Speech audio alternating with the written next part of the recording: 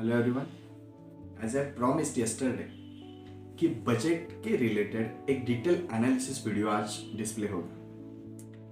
पिछले 2-3 दिनों से कंटिन्यूसली बजट के बारे में हम बहुत सुनते आ रहे हैं। आज सुबह से तो सभी न्यूज़ चैनल पर, सभी न्यूज़पेपर्स पर कंटिन्यूसली बजट ही दिख रहा है। लेकिन इसमें से अपने लिए क्या क्या इंपॉर्टेंट है, एक आम आदमी के लिए कौन सी सीधे चीजें ज्यादा इंपॉर्टेंट है, वो सभी कंसेप्ट्स आज के लेक्चर में देखेंगे। The main thing which is considered in this budget, that is 2047 तक India will be considered as the developed country. अभी के टाइम पे India is considered as the developing country. हम डेवलप हो रहे हैं और यूएन के भी बहुत सी जो मीटिंग्स होती है वहां पर भी एक क्वेश्चन पूछ रहा था कि कब तक डेवलपिंग कंट्री करके आप रहोगे। तो इस वजह से गवर्नमेंट ने एक नारा दिया है कि 2047 तक हम एक डेवलप्ड कंट्री की तहत तैयार होंगे। We will make all the developments as per that. Then the second highlight about this budget, जो हमारा न्यू पार्लियामेंट्री हाउस क्रिएट हुआ है, उसमें Nirmala Sitharaman ji was the first financial minister to present the budget there. नए पार्लियामेंट हाउस में निर्मला सीतारमण एक first person है who presented the budget there. Then the next highlight about this budget, या बजट जो है, जो हम सुनते हैं, अकॉर्डिंग टू द कॉन्स्टिट्यूशन क्या कंसेप्ट है, उसे एनुअल फाइनेंशियल स्टेटमेंट कहा जाता है। कॉन्स्टिट्यूशन को अगर आप ध्यान से देखोगे तो वहां पर बजट वर्ड यूज नहीं हुआ है, वहां पर annual financial statement word use हुआ है। अभी ये कहां पर आता है, अंडर द आर्टिकल 266, कॉन्स्टिट्यूशन के आर्टिकल 266 के अंडर एनुअल फाइनेंशियल स्टेटमेंट की कंसेप्ट दी गई। उसके अंदर भारतीय संविधान में जो चीज बताई है कि गवर्नमेंट को कोई भी 1 रुपया भी खर्च करने से पहले पार्लियामेंट्री हाउस का अप्रूवल लेना पड़ता है। और इस वजह से हर एक खर्चे के लिए तो आप अप्रूवल नहीं ले सकते, कंटिन्यूसली अप्रूवल नहीं ले सकते। इस वजह से हर एक ईयर का एक अलग से बजट वहां पर क्रिएट हो जाए। तो इस साल का जो बजट होगा, that budget is called as the interim budget. अभी interim budget क्यों? क्योंकि इस साल चुनाव होने वाले, इलेक्शंस होंगे, and after that maybe government will change, a finance minister will change, the new policies will be created, and for that reason this particular year the budget which is declared is called as the interim budget. interim period के लिए ये budget बनाया गया। और पिछला जो budget होता था it is the annual budget, पूरे साल के लिए वो बजट, जब गवर्नमेंट रन होती है पूरे साल के लिए तो एनुअल बजट डिक्लेयर होता है। Then the one more concept in today's budget which is declared कि जो कैपिटल एक्सपेंडिचर होगा that will be up to the 3.5% of GDP के 3.5% तक कैपिटल एक्सपेंडिचर किया जाएगा। अभी जीडीपी किसे कहते हैं हम, ग्रॉस डोमेस्टिक प्रोडक्ट। लेकिन आज के बजट में जो फाइनेंस मिनिस्टर है उन्होंने एक चीज या नया उसको फुल फॉर्म दिया। The full form of GDP is growth, development and performance, उसे हम जीडीपी कहते हैं।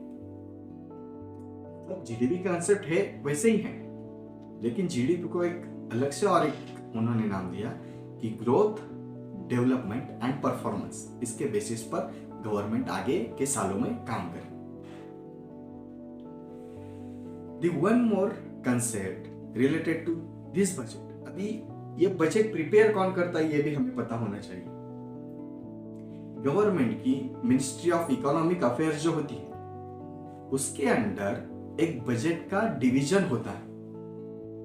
वो डिवीजन हर साल बजट क्रिएट करने का काम करती है with the help of finance minister.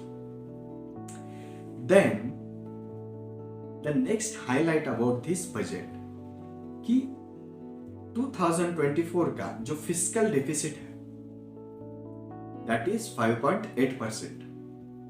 अभी ये फिस्कल डेफिसिट क्या होता है, अगर आपकी आमदनी उससे ज्यादा अगर आपके खर्चे हो रहे हैं, मतलब वो जो बोलते हैं ना आमदनी 18 खर्चा रुपया, मतलब आपकी आमदनी कम है और खर्चे आपके ज्यादा है, तो that will be called as the fiscal deficit. मतलब जो डिफरेंस क्रिएट होता है, मतलब अगर आपका इनकम है 80 रुपए और आप 100 रुपए खर्च कर रहे हो, इनकम कितना है 80 रुपए और आप खर्च कितना कर रहे हो 100 रुपए, तो जो 20 रुपए का डिफरेंस जो आता है, जो आप ज्यादा खर्च करते हो आइदर थ्रू द लोन या किसी से उधार लेकर, that will be called as the fiscal deficit. So this fiscal deficit in the 24-24 will be the 5.8%, and government is thinking that and will make all the things according to it that fiscal deficit will become up to the 5.1%। जो fiscal deficit है वो 2025 में कितनी आएगी 5.1%। That will be the good thing in the budget. Then एक और चीज वहां पर अनाउंस हुई है कि देश में जो भी गरीबी है उसमें से 25 करोड़ जो गरीब है उनको गरीबी से बाहर निकाला जाए, उनको असिस्टेंस किया जाएगा। 25 करोड़ जो गरीब होंगे उनको गरीबी से निकालने की कोशिश की जाएगी। आज के बजट में उन्होंने एक मोदी जी का भी जो स्पीच हुआ, उन्होंने एक चीज बोली कि इंडिया में जो कास्टिज्म है,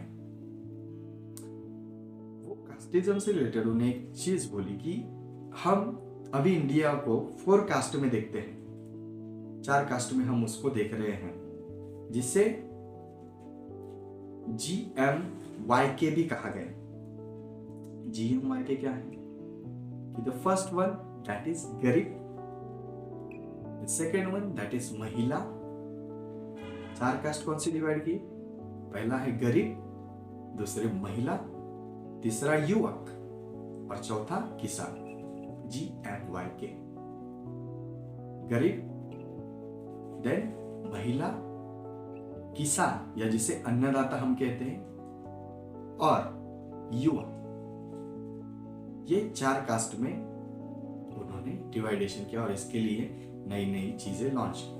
अभी गरीबों के लिए क्या लॉन्च किया कि 25 करोड़ जो गरीब होंगे उनको गरीबी से बाहर निकालने की कोशिश की जाएगी। देन जो आम आदमी है उसके लिए सबसे बड़ा फायदा क्या है कि 7 लाख रुपए का जो भी आपका पर्सनल इनकम है up to the 7 lakh rupees, that will be the tax free income. वहां पर आपको टैक्स नहीं लगेगा, 7 लाख रुपए तक टैक्स नहीं लगने वाला।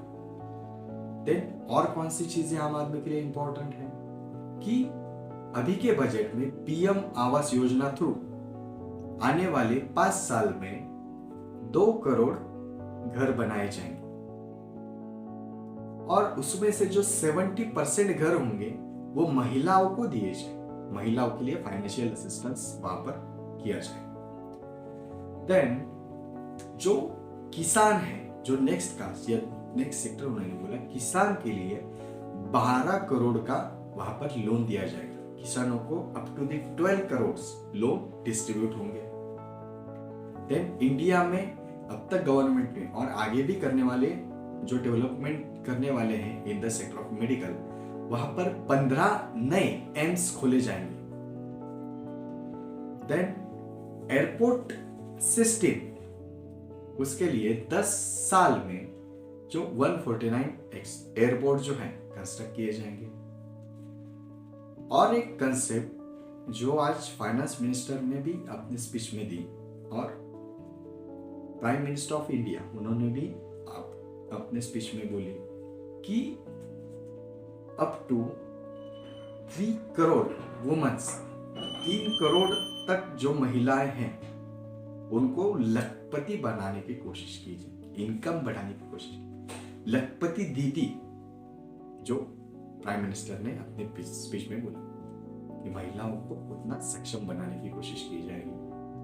Then 3 to 5 integrated aqua park बनाए जाएंगे। देन EV जो इलेक्ट्रॉनिक व्हीकल्स है उसको प्रोडक्शन एंड डेवलपमेंट के लिए बढ़ावा दिया जाएगा।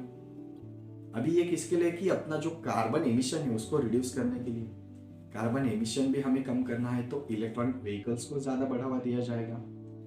Then development of the Lakshadweep, अभी आपने ये करंट में भी सुना होगा कि लक्षद्वीप में टूरिज्म वगैरह वो बढ़ाने के लिए और वो जो आइलैंड्स है उनको डेवलप करने के लिए गवर्नमेंट इस बजट में पैसा खर्च करने वाली है। अल्सो जो स्टेट है, स्टेट को भी अपना टूरिज्म डेवलप करना है, तो उसके लिए भी गवर्नमेंट फाइनेंशियल असिस्टेंस इस बार देने वाली है। देन जो नेक्स्ट आता है कि 3 नए रेल कॉरिडोर क्रिएट किए जाएंगे। अभी ये रेल कॉरिडोर क्या होता है वो कंसेप्ट समझ लेते हैं। रेल कॉरिडोर यानी कि एक पर्टिकुलर स्पेसिफिक सेक्टर के लिए वो रेलवे रन होती है, और ऐसे इंडिया में आने वाले दिनों में 3 नए कॉरिडोर्स डेवलप होंगे।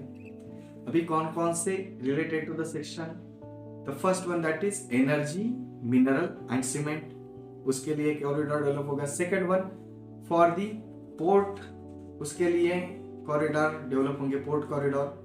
And the third thing the high density traffic, उसके लिए कॉरिडोर डेवलप होगा।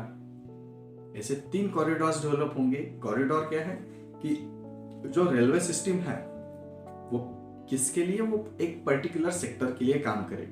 इस तरीके से 3 कॉरिडोर इस बजट में सैंक्शन है कि वो डेवलप किए जाएंगे। Also related to the railways एक और चीज वहां पर बताई गई कि वंदे भारत एक्सप्रेस के बारे में आपने सुना होगा। तो वंदे भारत एक्सप्रेस में जो बोगी इंट्रोड्यूस की जा गई है, वैसे ही 40,000 नई बोगीज जो एग्जिस्टिंग ट्रेन है उनमें वहां पर इंस्टॉल की जाएगी या उसको ऐड किया जाएगा। 40,000 नई बोगीज वहां पर आने वाली। देन आज तक जो हमने नारा देखा था, सबसे पहले जय जवान जय किसान, उसके बाद में आया जय जवान जय किसान जय विज्ञान। अभी के बजट में उन्होंने और एक उसमें चीज ऐड कर दी, जय जवान जय किसान जय विज्ञान जय अनुसंधान। इस तरीके से ये नारा भी डेवलप किया गया। देन इस पर्टिकुलर बजट को 2047 का रोड मैप भी कहा जा रहा है। 2047 तक इंडिया किस तरीके से ड्राइव होगा, कौन कौन सी चीजें, कौन कौन सी डेवलपमेंट होंगे, ये सभी चीजें इस बजट में बताई गई है। एक प्री प्लान्ड अप्रोच बताया गया। देन जो ओल्ड टैक्स रेजिम है जो पिछले साल डेवलप हुआ था, टैक्स रेजिम में जो न्यू रेजिम इंट्रोड्यूस हुआ है उसमें कोई भी चेंज होने वाला नहीं इस साल। जो पिछले साल स्लैब्स थे वही स्लैब्स इस साल होंगे। Up to the 7 lakh personal income there is no taxation. Then tourism के लिए डेवलपमेंट किया जाएगा। और सबसे इंपॉर्टेंट फॉर द युवा जो पीढ़ी है, जो यंगस्टर हैं, उनको रिसर्च एंड डेवलपमेंट के लिए 1 लाख करोड़ तक का 50 साल के लिए इंटरेस्ट फ्री लोन गवर्नमेंट आगे देने वाली। 1 लाख करोड़ उसके लिए गवर्नमेंट तैयार करेगी बजट में। और रिसर्च में अभी research related to the technology and many areas, defence में भी रिसर्च होना चाहिए। ये सभी रिसर्च के लिए क्यों? क्योंकि भारत खुद के दम पर सक्षम बने। इस वजह से रिसर्च में भी up to the 1 lakh crore government invest करने वाली, which is the interest free loan up to the 50 years। और one more thing which is introduced in this budget, that cervical cancer vaccine जो है वो 9 से 14 की उम्र की जो महिला है या जो बालिका है उनको वो फ्री वैक्सीन वहां पर दी जाएगी। These are all the things related to the budget, today's budget। जो भी की पॉइंट्स थे, जो भी हाईलाइट थे, वो हमने यहाँ पर ऐड करने की कोशिश की, आपको in the simple and lucid language में यहाँ पर समझने की कोशिश की।